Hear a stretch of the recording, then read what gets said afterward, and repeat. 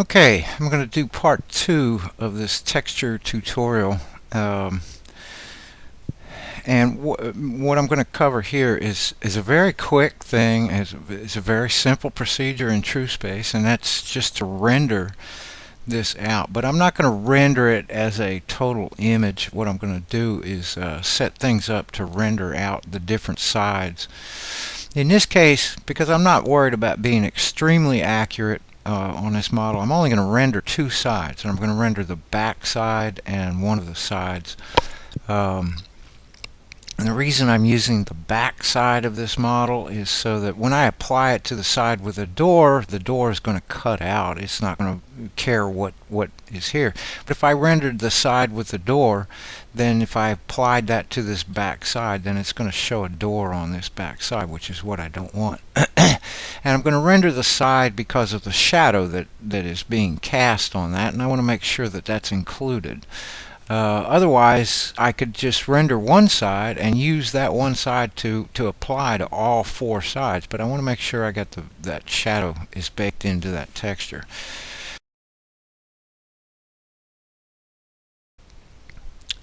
This is the overhead view, and I just wanted to show you that I have a light set up here. We're looking this way. This direction is your front view, so this light is going to be up over top of my left shoulder, casting a shadow on this side and this side. So those are the two sides I'm going to take an image from. I'm not going to go into explaining how this light is set up because it takes too much time. It's really another subject for a very large tutorial. Lighting in TrueSpace is a fairly complex subject.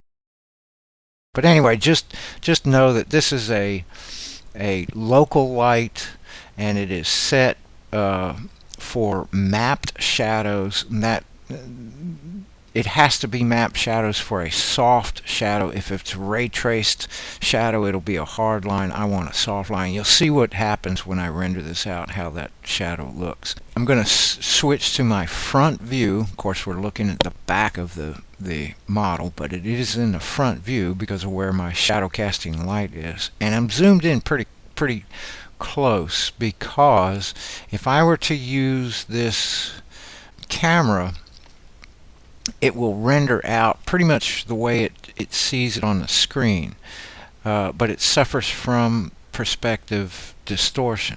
So I want to use my orthogonal views, and you'll see why. What happens is that in the orthogonal views, it tries to fit the model, the subject of the image, into the image dimensions that you've chosen. So I'm going to use this icon. These are my render tools, and you can render to screen and all these others, but I'm going to render it to a file. So I select the one with the file folder, and that's render to file.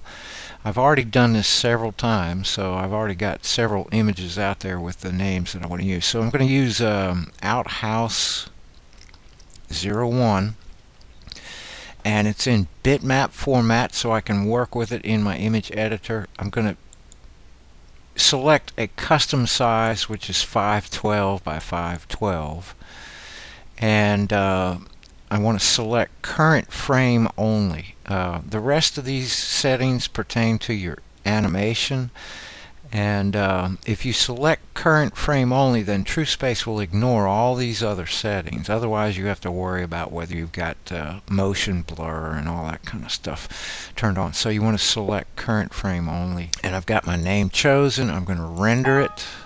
Yes, I want to overwrite it, and OK, begin with number. Okay, that took about 30 seconds to render, but now I have a bitmap image of the full side with the baked in textures. And if you notice this soft line edge there, that was the reason for setting my local light to mapped shadow as opposed to ray traced. If it was ray traced, it would be a hard line shadow like it was in the original example. So I've got the one face. Now I want to render the other face, so I'm going to switch. I'm not going to turn the model because my lighting is set up. I want to change to this face and do the same thing. I'm going to select render to file, and choose the name Outhouse Side 01. All of my settings will remain the same from the last time I rendered it. So all I have to do is pick the name, render. Yes, I want to overwrite it. Okay, in this one you'll notice that I included the roof, and there's a method to my madness. This is so I don't have to do a lot of adjusting to my UV projection once I apply this image back to the model. But now basically I've got two image. They're bitmaps, but I have two images that I can reapply to this model. But I need to work with them a little bit in my image editor, so that's where we're going to go next.